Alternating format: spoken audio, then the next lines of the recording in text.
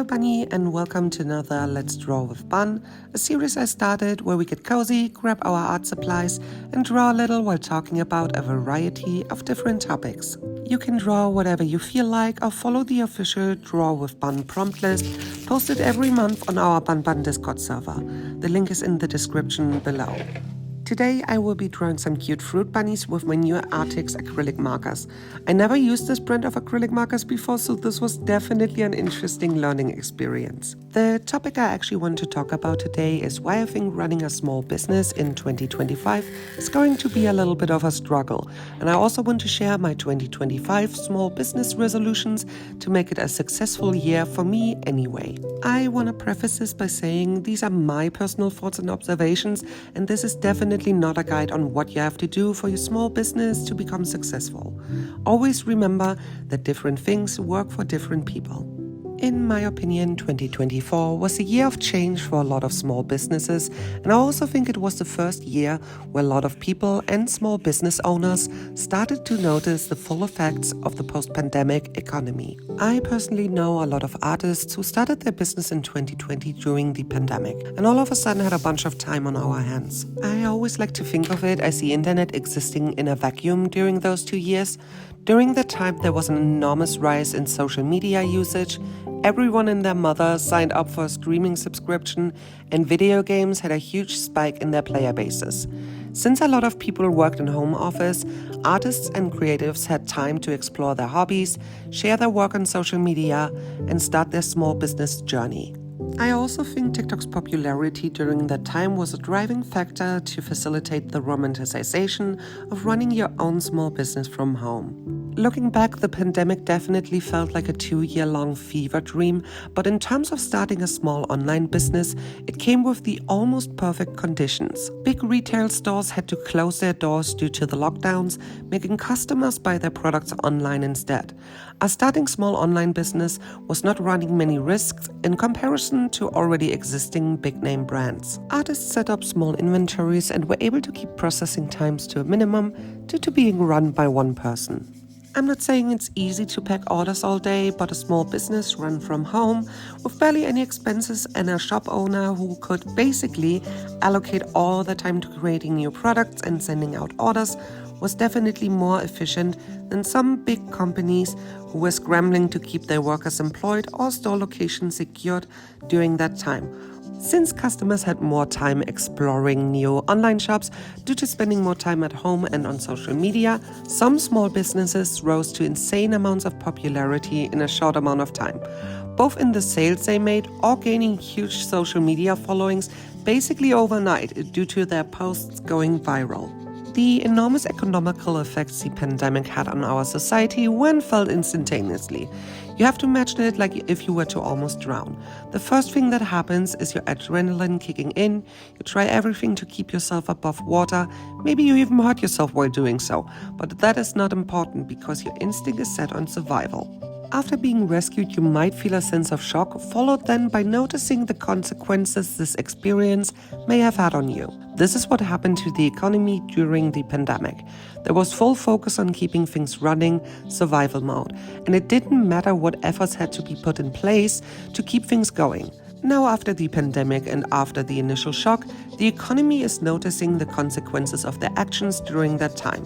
And this was basically 2023 and 2024. I've had my business for more than 5 years now, and I've never seen as many small businesses struggle or close their shops as in 2024. Due to layoffs and an unstable job market, customers have become more cautious when it comes to spending their money. We are experiencing an ongoing housing crisis, rising food and utility costs, at least in Europe, due to the ongoing war, and more people are experiencing unemployment or inadequate adjustment in wages following the inflation. And on top of that, the rise in popularity of dropshipping, the crypto market, and AI technology during and post-pandemic has led to a lot of distrust when it comes to supporting artists and creatives.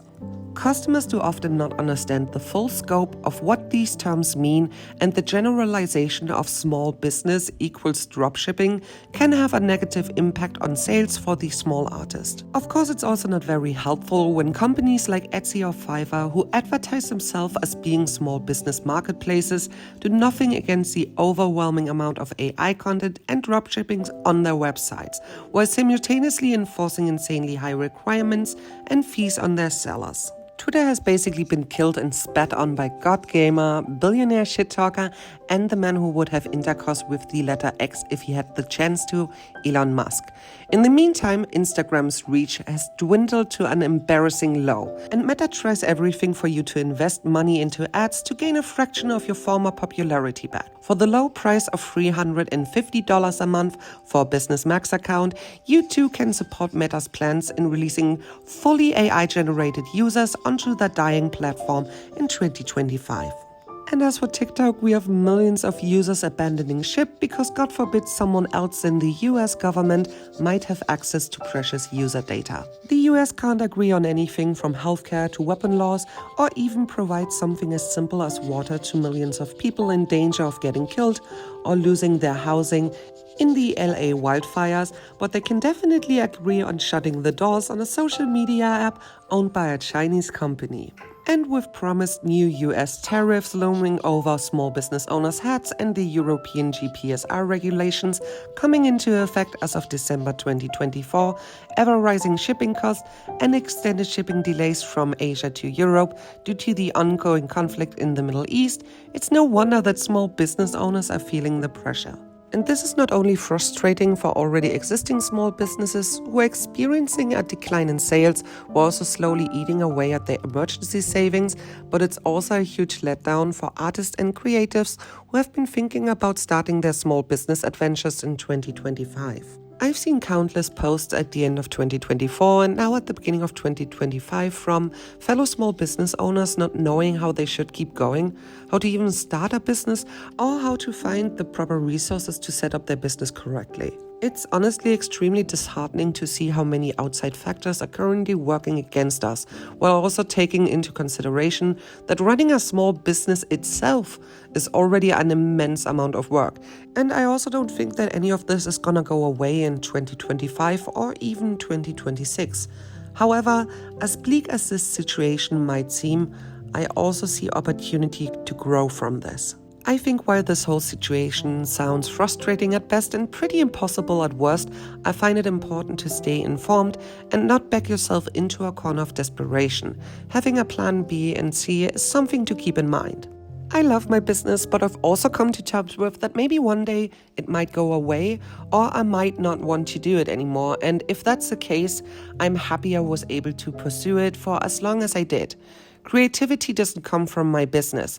It comes from me, and I find a lot of comfort in that. I obviously don't intend to stop anytime soon. In German, we would say den längeren Atem haben. It translates to having the longer breath, which is an idiom for having resilience and perseverance during times where others might fail. I want to keep going and see if I can make BunBun even bigger and better. So here are a few of my small business resolutions for 2025. Stay focused, calm, and informed. First of all, I want to bring more value to my already existing customer base and not try to brute force advertising to new people. This means that I want to post less on social media and not force myself to an unrealistic uploading schedule when it comes to short-form content. I basically want to do less with better quality, focusing on the things I already bring to the table instead of trying to reinvent myself and hopping on every single trend. I think 2025 is also the perfect year to put more effort into my core community. I want to improve on my newsletter so people who do want to support me have easier access to important informations without relying on a broken social media algorithm, giving more updates on new releases, events, pre-order updates, and sales.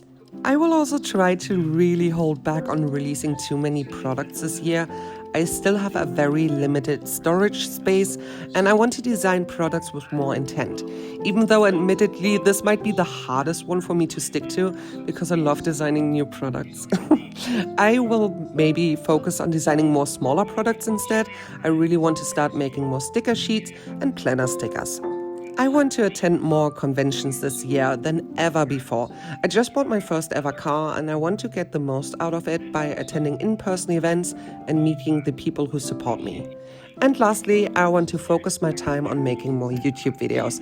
I think YouTube has shown itself to be more consistent and reliable in comparison to many other social media platforms. Also, I really love making YouTube videos, and even without making any money on the platform for over a year, YouTube videos strengthen the sense of community a lot more than short-form content could ever do for me. I don't think this is an unreasonable amount of tasks, and I hope I'm not setting too high expectations for myself. I'm a firm believer in slow and steady wins the race, and that's what this year is about for me. Let me know what your thoughts are on this topic and your predictions for the small business community in 2025. Also, feel free to share your resolutions for your art and small business journey for this year.